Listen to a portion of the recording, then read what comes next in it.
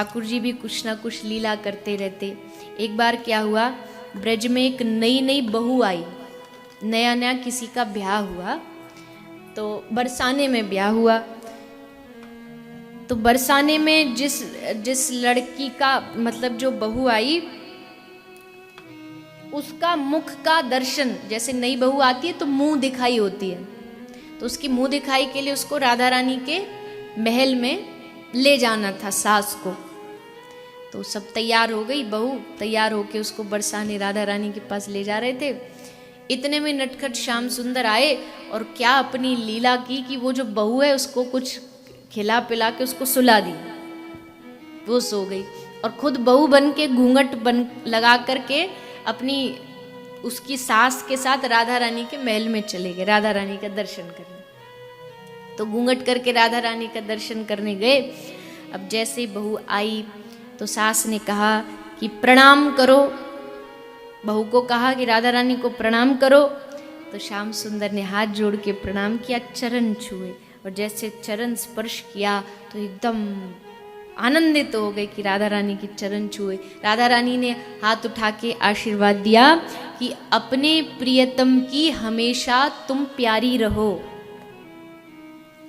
अब मन मन में खुश हो रहे हैं कि इनको क्या पता हमारी प्रियतम तो आप ही हो, बड़े राजी हो रहे हैं। फिर श्री राधा रानी ने एक सुंदर सा अपना हाथ से कंगन उतारा मणि का, और उस कंगन को लेके ठाकुर जी के मतलब बहू के हाथ में पहना दिया।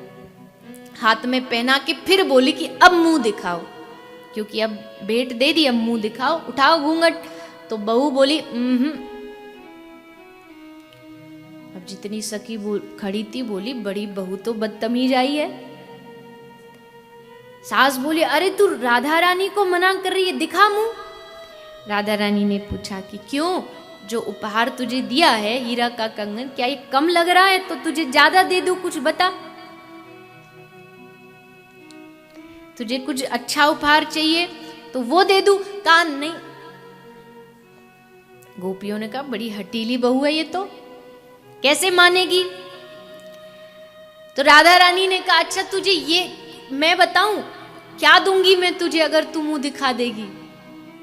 मैं तुझको अपने साथ अपने निज महल में रख लूंगी।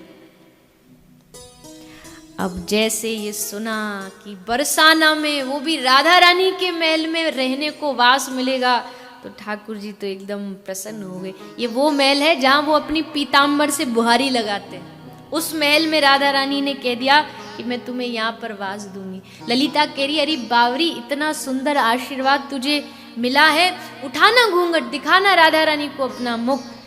फिर भी जब वो नहीं मानी बहू, तो जबरन जाके विशाखा ने मुख का घूंघट उठाया, और जैसे घूंघट उठाया पूरे महल में सन्नाटा छा गया। अजी ये कैसी बहू, श्याम वर्ण, मुस्कुराते हुए श्याम सुंदर खड़े, सारी सखी अपनी ओढ़नी लेके मुंह ढक के हंस रही हैं, मुस्कुरा रही हैं कि वाह क्या सुंदर खेल रचा ठाकुर जी ने। राधा रानी ने देखा तो प्रसन्न हो गई, अरे श्याम सुंदर ऐसी मुंह दिखाई में तो मैं त्रिभुवन वार दूं, सारा त्रिभुवन का राज्य तुमको दे दूं। श्याम सुंदर बोले त्रिभुवन का राज्य नहीं चाहिए, जो अभी अभी तुमने कहा ना घूंघट उठाने से पहले वो करो कि निज महल में वास। राधा रानी ने कहा तथास्तु, और तब से लेके आज तक श्याम सुंदर राधा रानी के साथ बरसाना के महल में विराजमान है।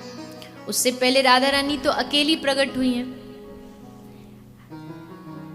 लेकिन उनके साथ जो श्याम सुंदर हैं वो श्री राधा रानी ने जब ये आशीर्वाद दिया कि सदा सदा के लिए आपका ब्रज में वास होगा निज महल में, तब वहां से ठाकुर जी राधा रानी के साथ विराजमान।